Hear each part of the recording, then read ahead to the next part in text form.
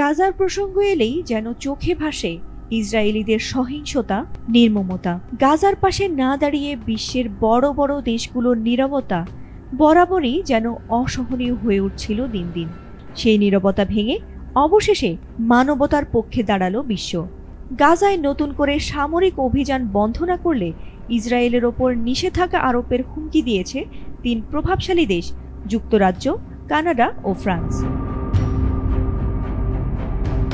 এর আগে গত শুক্রবার ইসরায়েলি সেনাবাহিনী গাজায় নতুন করে অভিযান শুরু করার ঘোষণা দিয়েছে। এছাড়া সোমবার নেতানিয়াহু বলেছেন ইসরায়েল পুরো গাজার নিয়ন্ত্রণ নেবে। নেতানিয়াহুর এমন উদ্ধত ও অহংকারে এবার বুঝি টনক নড়ল বিশ্বের।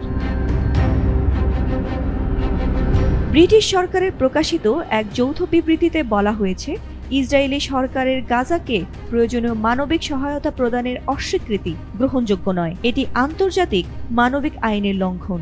এছাড়া প্রয়োজনীয় খাবার ও ত্রাণের অভাবে আন্তর্জাতিক বিশেষজ্ঞরা ইতোমধ্যে গাজা উপত্যকায় দুর্ভিক্ষের আশঙ্কা করছেন।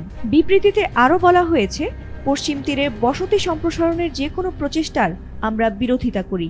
আমরা নিষেধাজ্ঞা দেয়া সহ আরও পদক্ষেপ নিতে দ্বিধা করব না।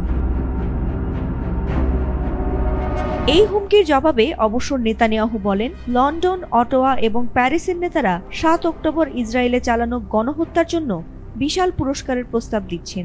একই সঙ্গে আরও নৃশংসতাকে আমন্ত্রণ জানাচ্ছেন। পূর্ণ বিজয় অর্জন না হওয়া পর্যন্ত ইসরায়েল ন্যায়সঙ্গত উপায়ে আত্মরক্ষা করবে।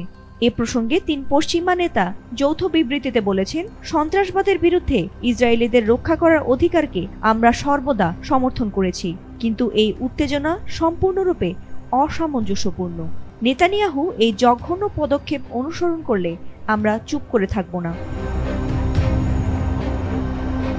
তারা গাজায় তাৎক্ষণিক যুদ্ধবিরতির জন্য মার্কিন যুক্তরাষ্ট্র, কাতার এবং মিশরের নেতৃত্বে পরিচালিত প্রচেষ্টার প্রতি তাদের সমর্থন জানিয়েছেন।